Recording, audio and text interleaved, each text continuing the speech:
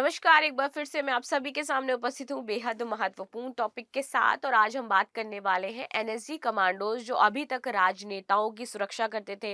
आप सभी जानते हो, Z plus security, X security, Y security तो उसमें लगाए जाते थे। तो अब एनएसजी कमांडोज को इन सिक्योरिटी से हटाया जा रहा है, यानी कि अब वो राजनेताओं की सुरक्षा नहीं करेंगे। एंड ये बहुत बड़ा डिसीजन है जो केंद्र सरकार के द्वारा लिया गया है और बहुत ज्यादा महत्वपूर्ण हो जाता है। एनएसजी कमांडोज किस लिए बनाए गए थे? आतंकवाद रोधी जस्ता है ये, आतंकवाद के लिए, उससे निपटने के लिए। लेकिन वो सुरक्षा किसकी कर रहे थे? राजनेताओं की सुरक्षा कर रहे थे।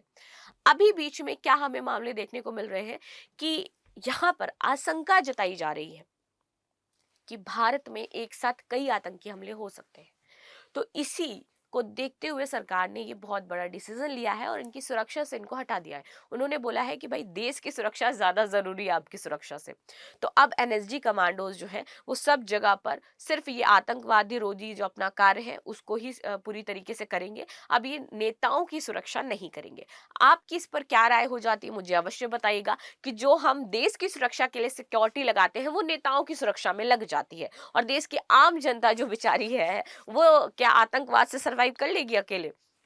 सरकार ने ये बोला है भाई कि आपको देश की आम जनता की सुरक्षा करनी है, ना कि नेताओं की सुरक्षा करनी है। तो आप इस पर अपनी क्या टिप्पणी देना चाहते हैं? कमेंट बॉक्स आपके लिए ओपन है एंड जरूर बताइएगा। हम जाते हैं इस टॉपिक पर और समझते हैं भाई एनएसजी कमांडोज स्थापना कब हुई, कैसे काम करते हैं, क्या क्या और सिक्योरिटीज है जो भारत की देश की आंतरिक सुरक्षा में सहायता प्रदान करती है। इन सारी चीजों का हम डिटेल में एनालिसिस करेंगे। मेरा नाम है प्राची मिश्रा और संस्कृति आईएएस के इस प्लेटफॉर्म पर आप सभी का स्वागत है। एंड एक चीज और कहना चाहूंगी कि आज मेरी वॉइस में थोड़ी सी दिक्कत है, तो मुझे माफ कर देना। बहुत बहुत सॉरी। आपको ऐसे ही आज सुनना पड़ेगा लेक्चर।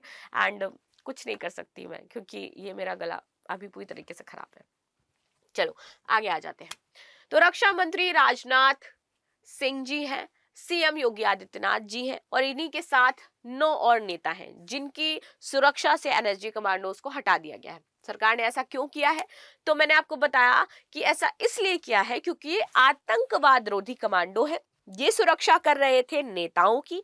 सरकार को लगा कि भाई अभी इनसे ज्यादा जरूरत है देश को, तो इनको देश की सेवा में लगा दिया जाए। तो चलिए इस पे बात कर लेते हैं थोड़ा सा। तो देश में आतंकी हमलों की धमकियों के बीच केंद्र सरकार ने वीआईपी सुरक्षा से आतंकवाद रोधी कमांडो जो कि एनएसजी है इनको पूरी तरीके से हटने का आदेश दे दिया है।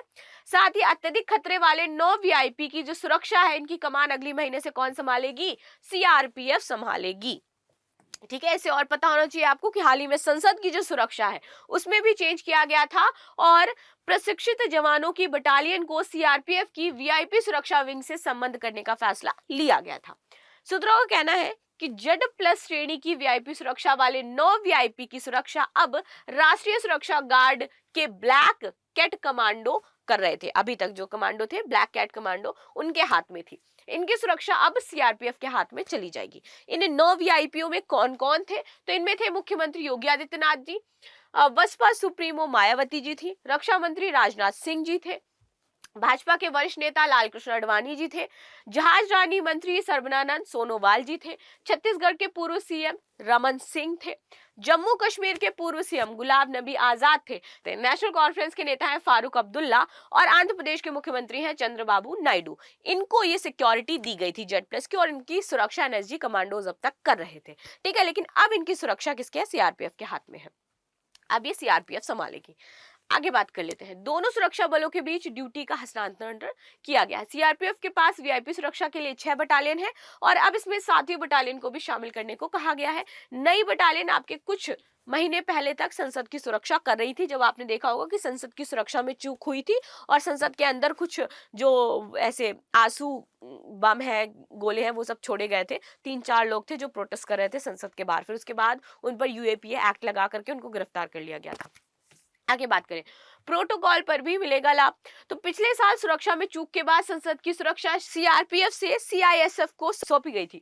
9 वीआईपी में से 2 रक्षा मंत्री राजनाथ सिंह और उत्तर प्रदेश के मुख्यमंत्री योगी आदित्यनाथ को सीआरपीएफ के उन्नत सुरक्षा संपर्क प्रोटोकॉल का भी यहाँ पर लाभ मिलेगा। इससे पहले राहुल गांधी और प्रियंका भी इसमें शामिल थे जिनको ये चीजें दी जा रही थी। अब मूल काम पर ये ध्यान दे पाएंगे जो इनका काम है। इनका कहना है कि जो एनएसजी कमांडो थे उनका काम था आतंकवाद रोधी और अपहरण रोधी जो अभियान है उनमें इनको प्रशिक्षण दिया गया था, उसमें ये विशिष्ट कार्य करते थे। तो अभी अपने मूल बैक टू मेन वर्क, इस पे अभी आ जाएंगे। उच्च जोखिम वाले वीआईपी की सुरक्षा का कार्य इनकी सीमित व विशेषज्ञ क्षमताओं पर बोझ साबित हो रहा था, अभी तक जबरदस्ती करवाया जा रहा था। वीआईपी सुरक्षा कर्तव्यों में एनएसजी को हटाने के बाद लगभग 450 ब्लैक कैट कमांडो मुक्त हो गए हैं। अब 450 हम इनका यूज अलग अलग जगह पर कर सकते हैं इनकी स्पेशलिटी के तौर पर।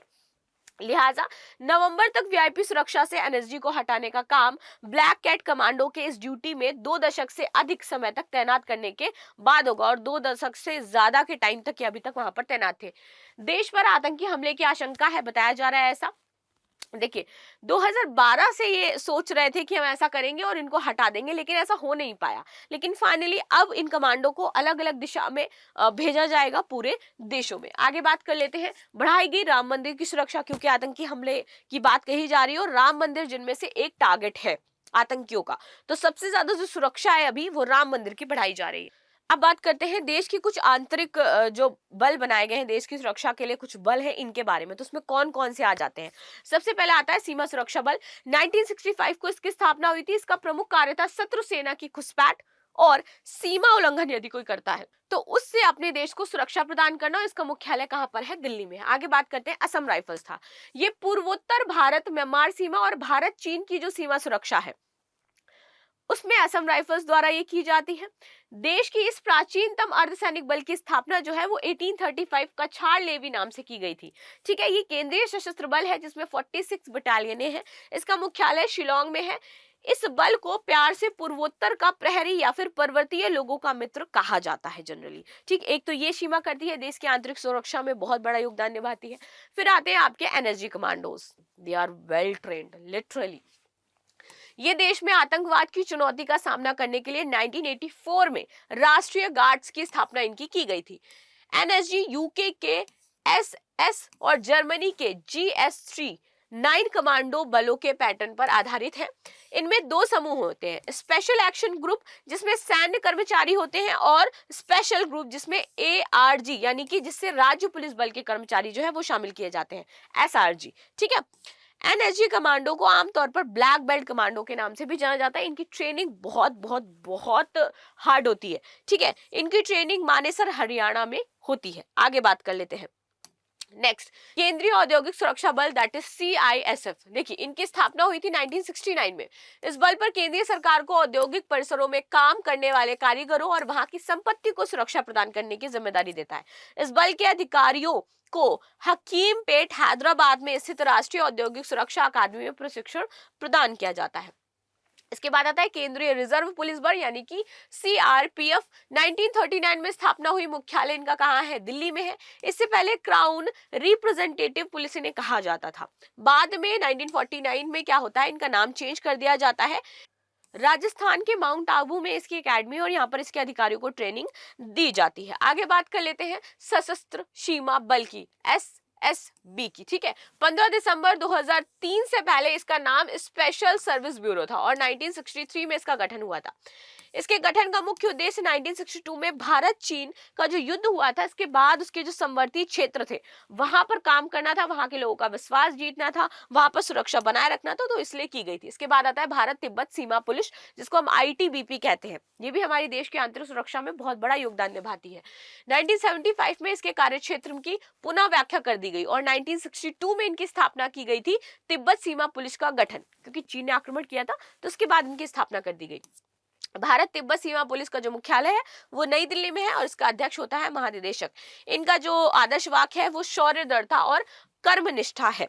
ये 4 विशेष बटालियनों सहित भारत तिब्बत सीमा पुलिसों में कुल 29 बटालियन है इनकी जो वर्क करती है। इसके बाद और भी है नेशनल कैडेट कोर, प्रादेशिक सेना और गृह रक्षा वाहिनी। तो ये देश की आंतरिक सुरक्षा में महत्वपूर्ण भूमिका निभाती है। हमारी कुछ ये बटालियंस हैं, ठीक है, जो कि देश की सुरक्षा को बनाए रखने में महत्वपूर्ण भूमिका निभाती है। तो ये थी आज की न्यूज जो हमने डिस्कस करी। मिलते हैं नेक्स्ट क्लास में, तब तक के लिए धन्यवाद। बाकी आपकी क्या राय है मुझे अवश्य बताइएगा।